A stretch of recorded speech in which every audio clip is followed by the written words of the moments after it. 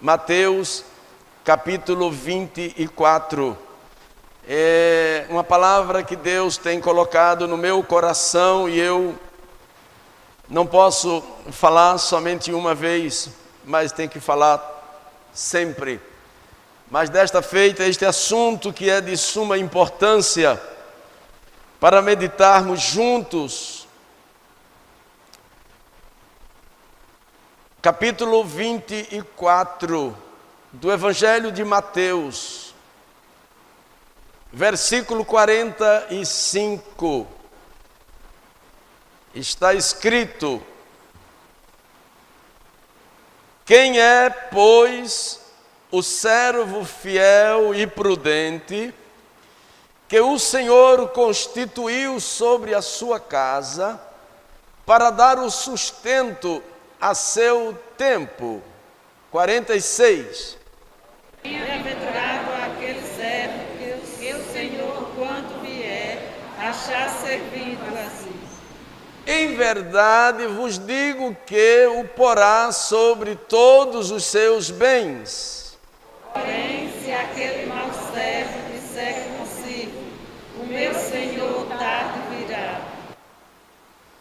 E começar a espancar os seus conservos, e a comer e a beber com os bêbados,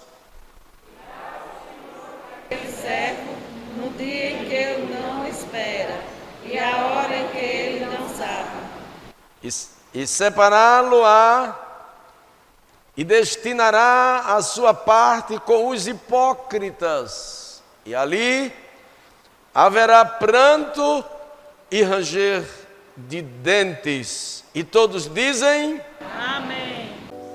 quem é, pois, o servo fiel? Quem estava aqui domingo, lemos esse texto, e o tempo muito resumido, como também é o de hoje, de agora. Só temos menos de 20, quase 21 minutos praticamente, pois o nosso horário é até 7h30, e eu quero até pedir aos irmãos que não passem de 7h30, aonde estiverem, como também aqui na sede, não passem de 7h30, pois é uma questão de ordem, e nós primamos por isso. Essa meia hora é em que nos deslocamos para nossas casas, tal, e não devemos passar deste horário. Mas, meus amados irmãos, esse texto vem há muito falando comigo, e eu louvo a Deus porque a palavra de Deus, ela é nova cada manhã. Você lê um texto agora, amanhã você lê o mesmo texto e você vai vendo outras coisas. Você faz uma interpretação agora, aí você amanhã lê novamente. Não precisa nem amanhã, é bastante hoje mesmo. Você lê e você vai encontrar novidades, não é? Mas esse texto aqui me leva, irmãos, a ver como diz: quem é, pois, o servo fiel e prudente, que o Senhor constituiu sobre a sua casa, para dar o sustento a seu tempo. Interessante que é bom lembrar que esta palavra aqui, quando lemos, não é somente para a igreja, é para nós aqui, é para nós, porque está falando também sobre aqueles que foram constituídos na sua casa. Nós fomos constituídos na casa de Deus, é assim, irmãos? Fala aos obreiros presentes e aos ausentes também, de que esse texto fala para nós, que somos obreiros, para nós que somos membros do corpo de Cristo, fala para todos nós. E, como sabemos, e já os irmãos ouviram tantas vezes, lá no Salmo 101 e o versículo 6, eu gostaria que, se o irmão encontrar e achar e ler, seria interessante lermos, para não citarmos apenas, mas ler na íntegra. Salmo 101 e o versículo 6. Os meus olhos procurarão os fiéis da terra, para que estejam comigo. O que anda no caminho reto, esse me servirá. Aleluia! Os meus olhos procurarão os fiéis da terra. Os fiéis. Essa palavra fiel, ela tem uma abrangência extraordinária. Ela abrange tanta coisa. Eu creio que se nós fôssemos detalhadamente falar sobre a linha que essa palavra fiel atinge ou alcança, até mesmo muitos de nós ficaríamos surpreendidos, porque é muito fácil, irmãos, a gente falar sobre amor, falar sobre paz, falar sobre união e até mesmo falar sobre fidelidade e em outros temas, em outros assuntos que englobam e constituem-se e caracterizam-se e indispensáveis para o cristão. Agora, falar, às vezes até é bom, aliás, até é fácil. Agora, é a mesma coisa de falarmos sobre fé, falar sobre perseverança, falar sobre paciência. É muito fácil também, mas quer saber quem é o paciente? É na hora que ele precisa mostrar que é paciente. Quer saber que alguém tem fé? É na hora da dificuldade para ver a sua atitude, se é de um homem de fé. É da mesma maneira falar sobre fiel. Quem é, pois, o homem fiel e prudente que o Senhor constituiu? E eu lembro, eu me faço lembrar que esse texto aqui, ele leva-me a falar sobre uma pessoa que, francamente, é uma das pessoas, de uns personagens bíblicos que eu tenho uma grande admiração. Por que não dizer, não mais que o nosso Jesus, como ser humano que foi, mas eu tenho uma admiração extraordinária deste homem, que mostrou e deixou para nós um exemplo de o que é um servo fiel. E eu não poderia deixar de falar sobre este personagem no capítulo 39 de Gênesis, e os irmãos já ouviram falar sobre ele. Quem não ouviu ainda falar sobre José? Quem ainda não ouviu e não conhece a história de José? Que normalmente nós levamos a história de José e logo lembramos dos sonhos, logo lembramos da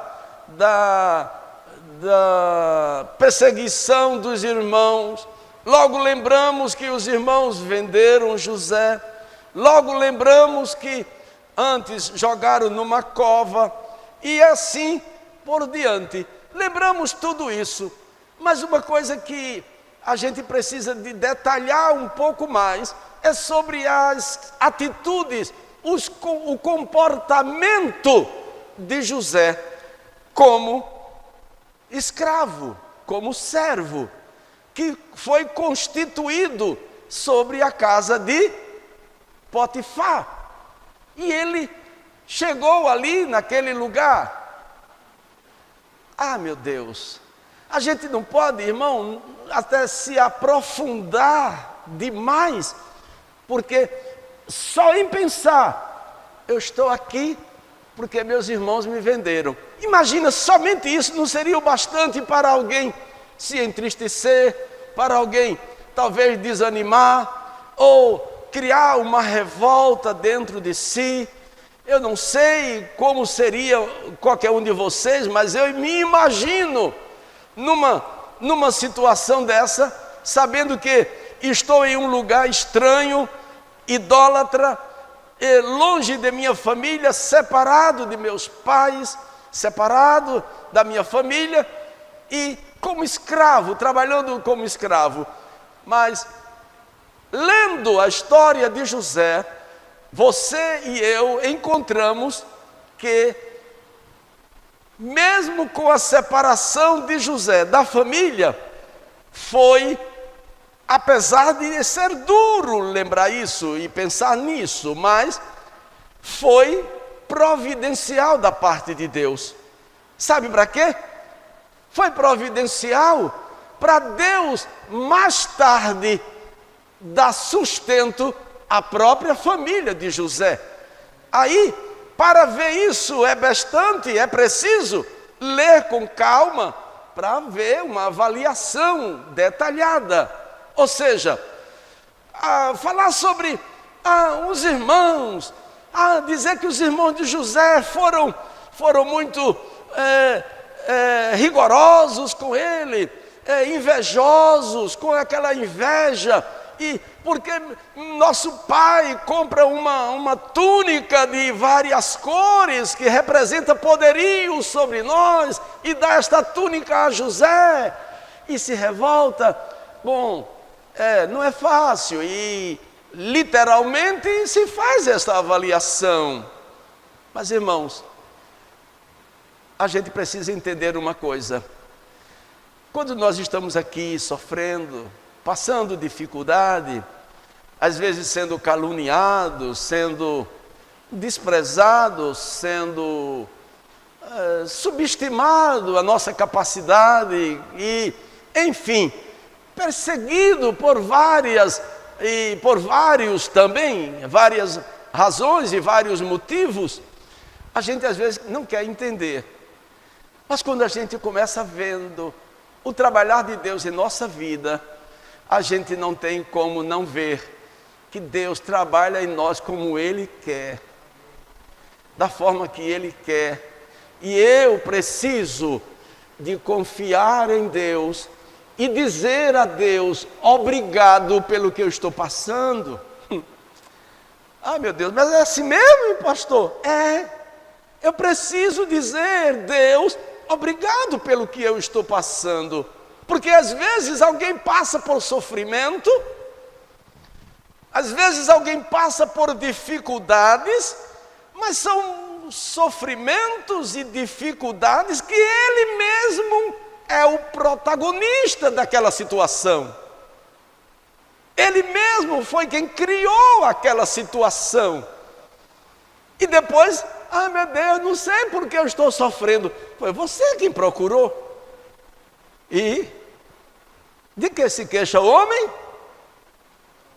De que é que o homem deve se queixar? Dos seus próprios erros, das suas próprias falhas. Eu disse domingo aqui, isso ficou na minha mente. Eu estava aqui orando pela manhã e Deus colocou isso dentro do meu coração, que eu falei, e eu quero falar novamente, até porque muitos irmãos podem estar nesta hora também assistindo e ouvindo o culto, participando, e foi o que Deus colocou dentro de mim, aqui no domingo pela manhã, quando eu estava orando. Deus me fez como que parar a minha oração, embora eu estivesse orando, mas não estava orando, eu estava ouvindo. E como que Deus me dizendo, você não veio para esse mundo por acaso. Você não está aqui por acaso. Você está aqui porque tem um objetivo, tem uma finalidade. E eu comecei a me avaliar. E vendo que Deus me colocou aqui, ainda hoje, toquei neste assunto. Deus me colocou aqui nesse mundo para quê? Com um objetivo. Eu não estou aqui apenas para ser um a mais na humanidade, nos 7 bilhões de habitantes, que eu não sei se já ultrapassou ou por aí assim. Eu não quero, não é para ser apenas um a mais. Eu não estou aqui porque apenas eu sou o destaque aqui, que eu sou o pastor. Não, eu não sou o destaque. Não, de forma nenhuma. Eu estou aqui porque Deus me quer aqui para fazer alguma coisa. Você está aí sentado em seu lugar porque Deus quer você aí para fazer alguma coisa. Deus não me criou, Deus não me fez vir ao mundo apenas para ser um a mais, para ser um destaque, para ser a atração disto ou daquilo. Deus me colocou aqui neste mundo e como que me dizendo, eu lhe coloquei aqui, não foi para criar problema. Eu lhe coloquei aqui, não foi para andar com inimizade com ninguém. Eu lhe coloquei aqui, não foi para estar criando problema com ninguém. Eu lhe criei aqui para você ser útil à minha obra.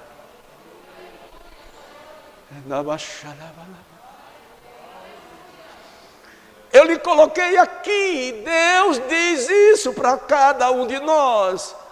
Eu lhe coloquei aqui, você está aqui neste momento e você também aí na sua poltrona.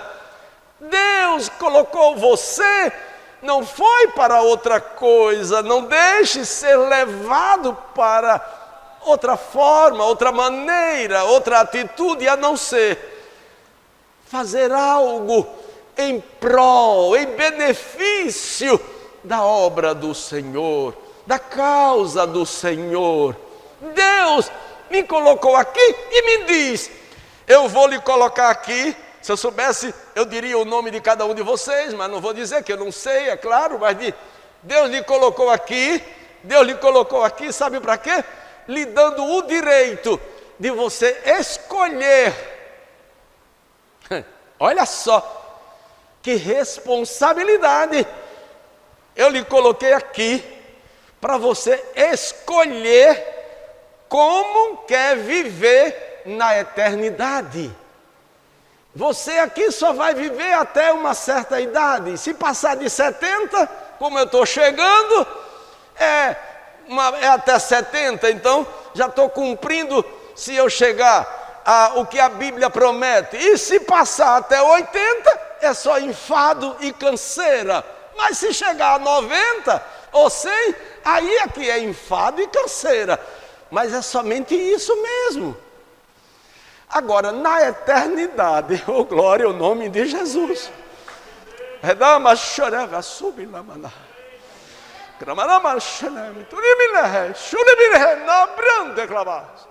Na eternidade é vida para sempre. E não é um dia, mas é para sempre, é por eternidade a eternidade. E como você quer viver a eternidade? Como você quer viver para sempre? Escuta, que a Bíblia diz que tudo que o homem semear, isso ele vai colher. Lembre-se disso.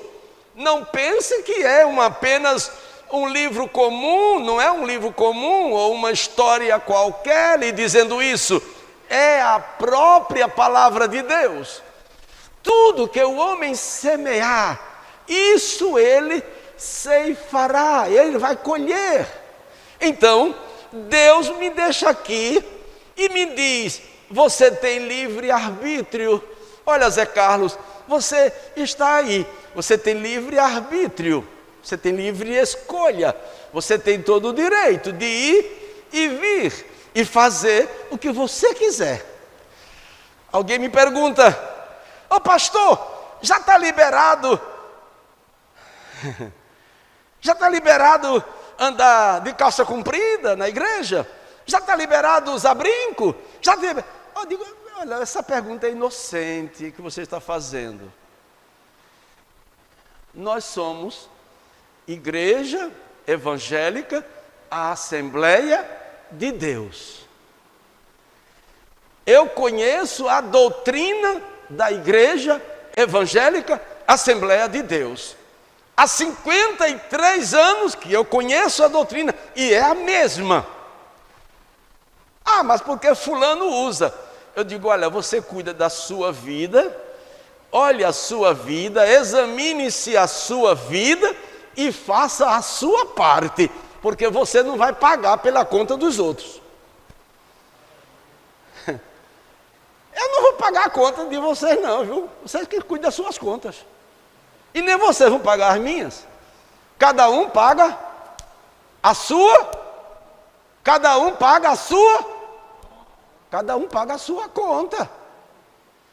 Não pense que, não, porque fulano faz assim, fulano faz assim. Ei, a Igreja Evangélica Assembleia de Deus é esta igreja que eu sou pastor, que o meu pastor presidente prega a mesma coisa e que vai continuar pregando, e vamos continuar pregando sim, a mesma doutrina, o mesmo ensinamento, da mesma maneira de 106 anos atrás. Glória ao nome de Jesus. Se você e se alguém quiser mudar, que mude, mas a igreja, os planos e o objetivo e a finalidade é da igreja, é o mesmo. E é isso que Deus me colocou para quê? Se eu tenho esse conhecimento, eu vou seguir conforme o que eu aprendi. Glória ao nome de Jesus, para sempre. Não, irmãos, uma coisa é certa: quando a palavra de Deus me diz de que o Senhor procura os fiéis da terra, aí eu chego aqui em José e encontro José enfrentando 3 provas das mais pesadas em sua vida. Eu encontrei José, primeiro ele passa numa prova sem nem falar dos irmãos. Eu estou falando agora da primeira prova, de uma das provas mais difíceis de José. É ele estar como servo na casa de Potifar. Agora me diga, o que é um jovem? Certamente era bonito.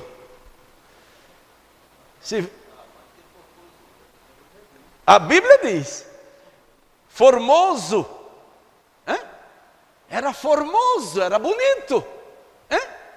Aí o seu senhor Potifar coloca-o como senhor dos seus bens. E sabe o que acontece? Diz a Bíblia que tudo que José fazia, o Senhor prosperava. E Deus abençoando José, e o seu Senhor confiando no José, que merecia confiança, de tal maneira que deixou lá ele e viajou. E aí, a primeira prova da fidelidade para com Deus e com o seu Senhor.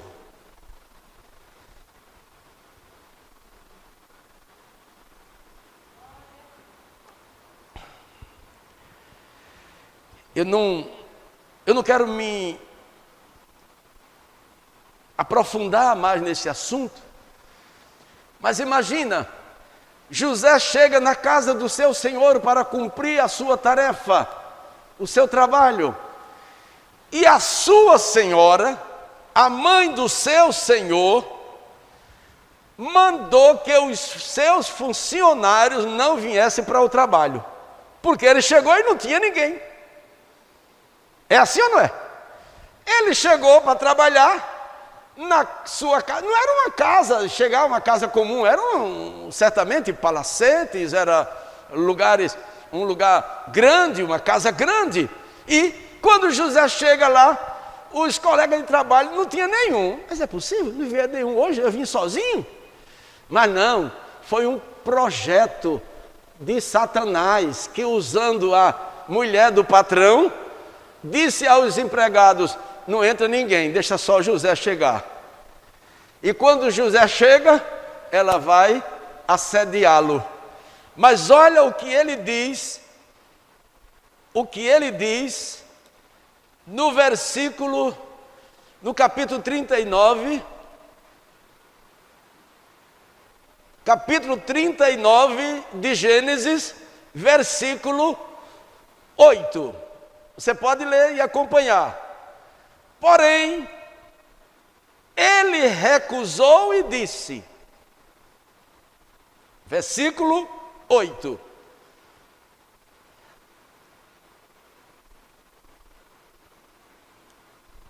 Ele recusou e disse à mulher de seu senhor: eis que o meu senhor não sabe do que há em casa comigo. Era muita confiança.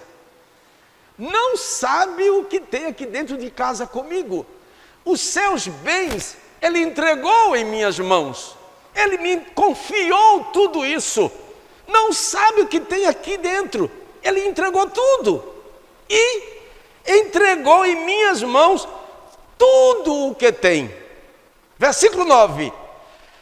Ninguém há maior do que eu nesta casa, e nenhuma coisa me vedou, senão a ti, porquanto tu és sua mulher. Como, pois, faria eu este tamanho mal e pecaria contra meu Deus? Deixa eu perguntar aqui para o jovem aqui. Até para os velhos também, que tem velho que é enxerido, que é um triste. Sem vergonha que só, né? Não estou dizendo que tem aqui nenhum não, viu, irmão? Tem alguns por aí, né? Mas seria fácil enfrentar uma situação dessa? O seu senhor está viajando. Os colegas de trabalho não veio ninguém. E agora, a sua senhora chega para assediá-lo.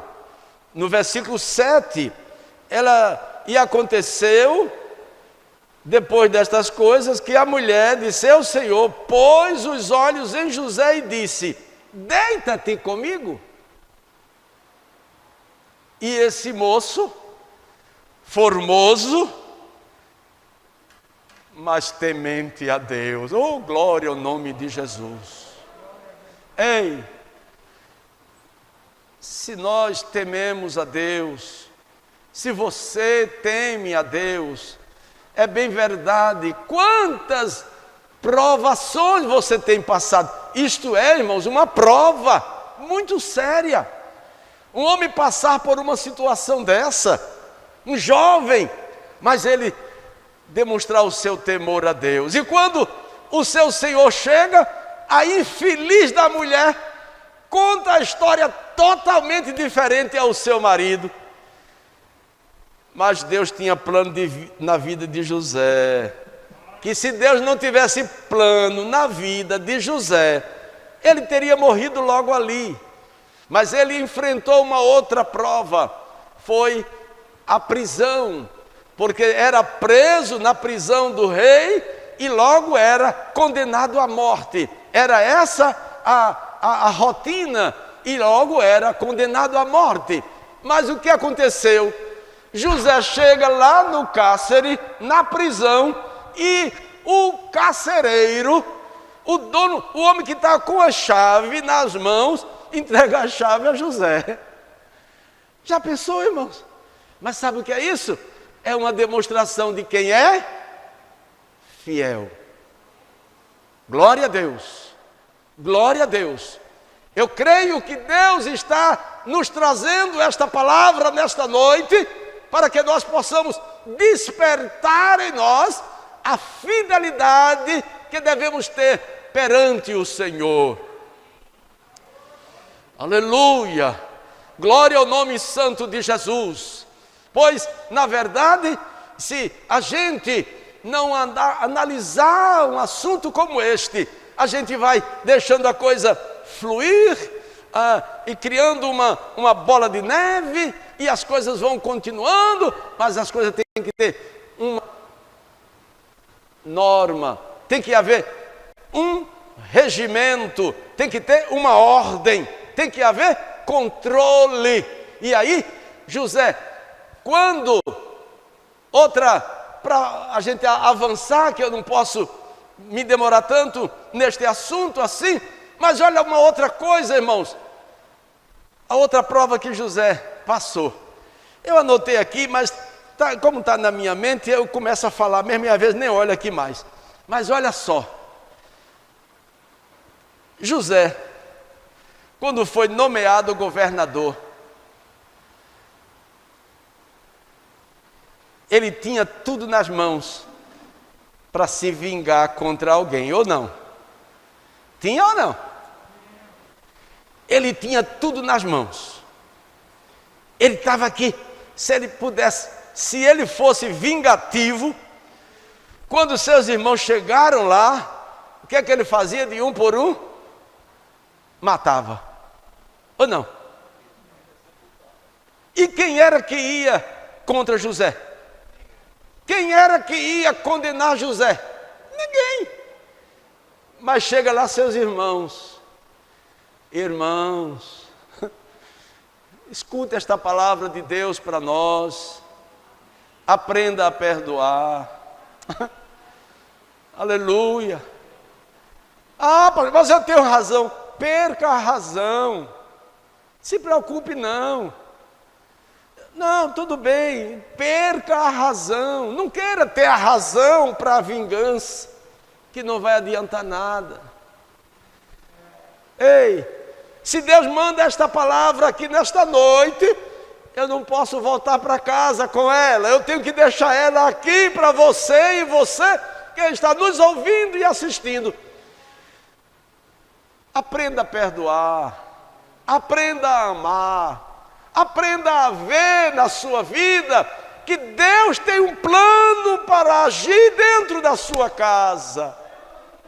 Aprenda isso, ponha em prática. Não queira ser o mais certo, não queira ser o melhor e nem defenda os errados. Também não acuse, nem aponte erro de ninguém. Mas olhe, a Bíblia diz: examine-se, pois, o homem a si mesmo, avalie a sua vida, olha como você anda, não procure, não ande procurando o defeito de um para levar para outro, não ande procurando conversinhas lá não sei de onde, para trazer não sei para onde. Acaba com isso, que isso não é de Deus. Os irmãos de José, mesmo que depois que José demonstrou todo o perdão para eles, mas os irmãos de José parece que era meio problemático. Os irmãos de José era meio problemático, porque depois que o velho morreu, aí eles inventaram uma conversa. Irmão, essa invenção de conversa é o diabo puro. É o diabo puro. Inventar conversa para acusar alguém, para trazer alguém à culpa. Inventaram uma conversa, como a própria mulher de Potifar, a mulher desgraçada, inventar que o José... Mas você fica com raiva dela também? Eu fico.